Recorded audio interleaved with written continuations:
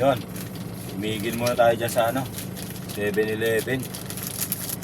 Merienda muna tayo. Gutom na eh.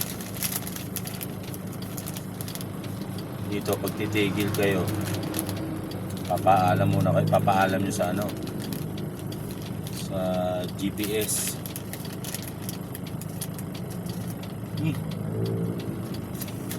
Kasi nakamonitor dito.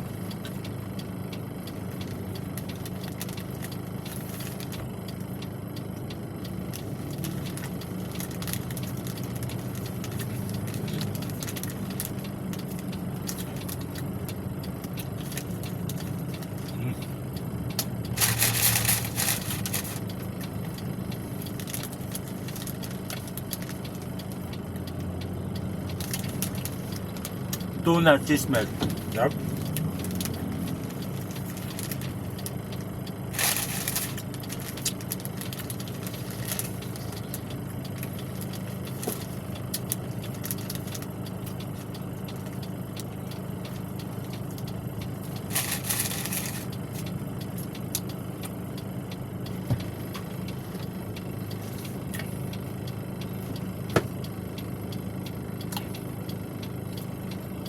Kailangan sakahan tayo ng kain dito.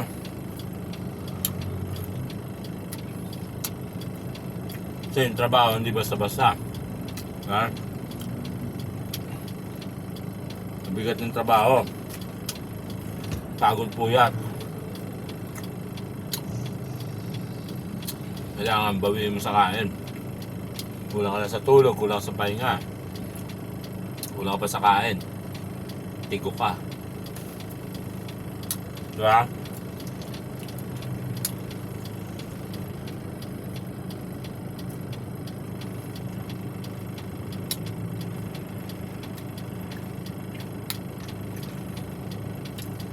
Ano kaming kasamahan kaya?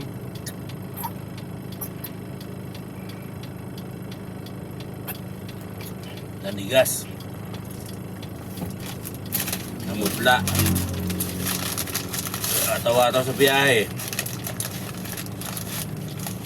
Masipag, talagang masipag yung tao na yun eh.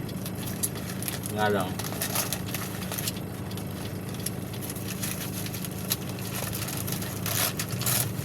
Siyempre, kulang ko sa tulog. Matatapos ka magkarga, madaling araw. 10 oras ng gabi. Sa takbo mo, madaling araw. Wala akong tulog mo.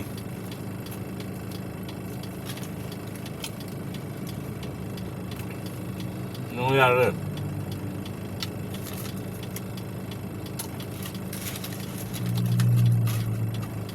Na-hospital.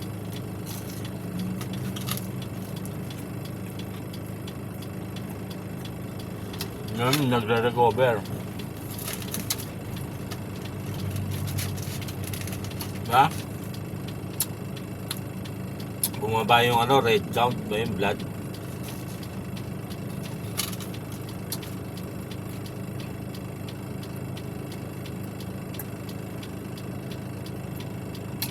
High blood na low blood. Mataas yung blood pressure, mababa yung mga blood count. High blood na low blood, diba?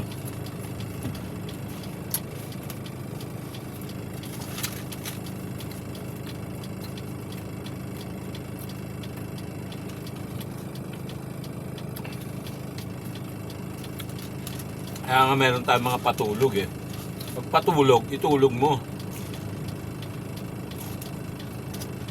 Diba? Kita mo. Biglang bumagsak, kung nananig ka. Buti may nakakita ang kasamahan.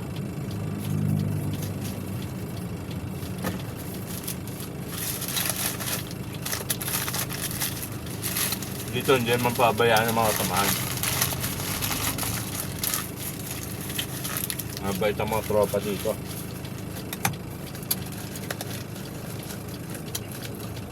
Nalang, paano ko na sa biyahe lahat? Diba? Nakaihi ng araw.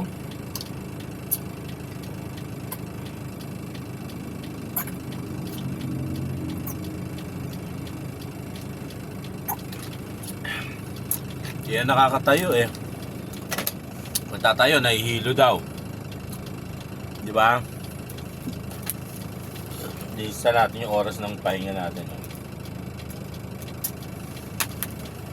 Ayun, takbo na tayo ulit.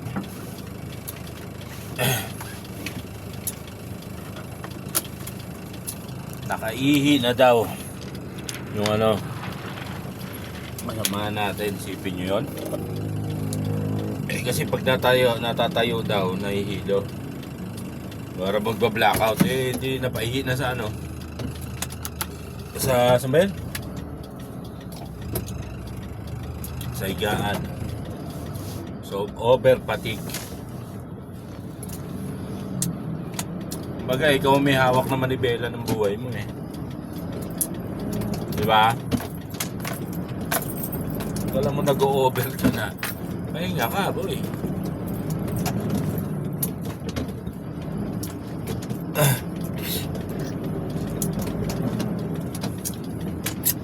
Kaya nga tayo may safety eh. Kaya nga tayo inorient ng safety tungkol sa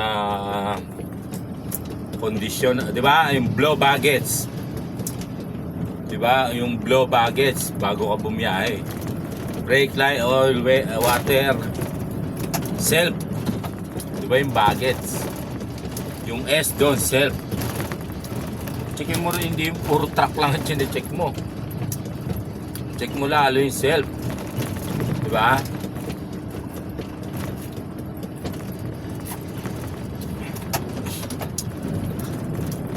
Buti eh, paano ko saan ba yan? Sa biyahe inabot. Sipin nyo, manigas ka sa biyahe habang nagmamaneho, o kaya habang nagkakarga, doon ka sa taas ng truck o nanigas ka ron.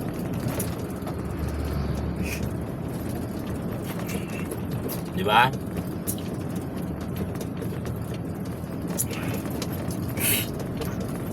Kasi yung katawan natin, kailangan yan may sapat na tulog para yung mga organs natin nagpapahinga rin. Parang ano rin yan, di ba? Yung mga computer, mga makina, kailangan niya ng ano, sapat na supply ng kung sa mga makina, langis, ganyan, sasakyan, di ba? Langis, crudo, kailangan din pahinga.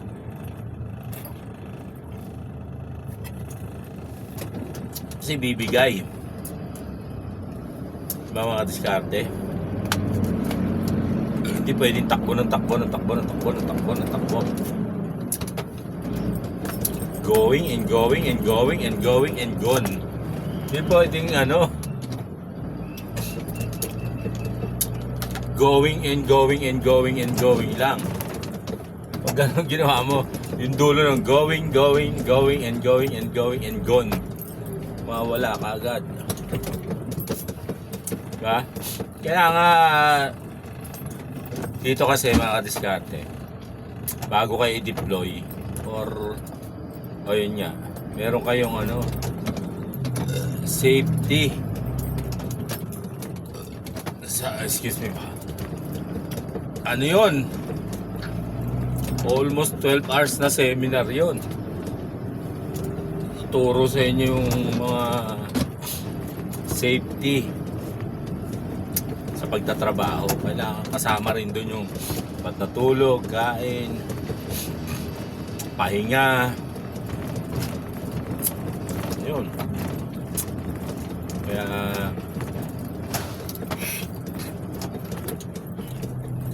seminar naman tayo. Ano gagawin natin? Di ba? So yun mga kadiskarte, ano lang, paalala lang. Kasi natural lang sa kumpanya minsan na biyahe mo yan, biyahe. Kasi hanggat hindi ka nagsasalita na ano, kasi hindi mo na kaya or what. Diba, maliban nila kung okay ka pa.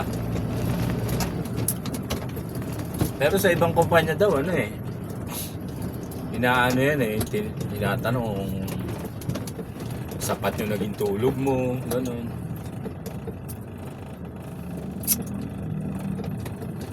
Marami rin ako mga napasukan ng mga ano, talagang gusto tumakbo ka na lang ng tumakbo. Track ba na lang pahinga mo eh, gusto pa.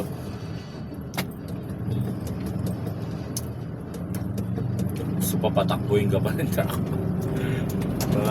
May mga pinanggalingan akong ganyan.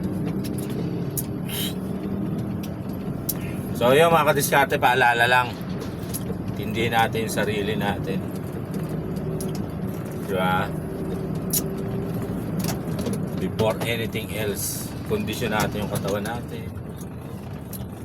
Para tayo always running condition. Always running condition, di ba? Running condition, hindi always running. Di ba? Sabihin, kung kailan tayo kailanganin or what, condition tayo. Kasi nakakapagpahinga tayo. Hindi yung porke nagpapahinga tayo, tamad na tayo or suwail. Diba? Kasi bandang huli yung mga nagpapahinga, yun na lang ang matitira. Diba? Ayun, paalala lang mga katiskate, shout out.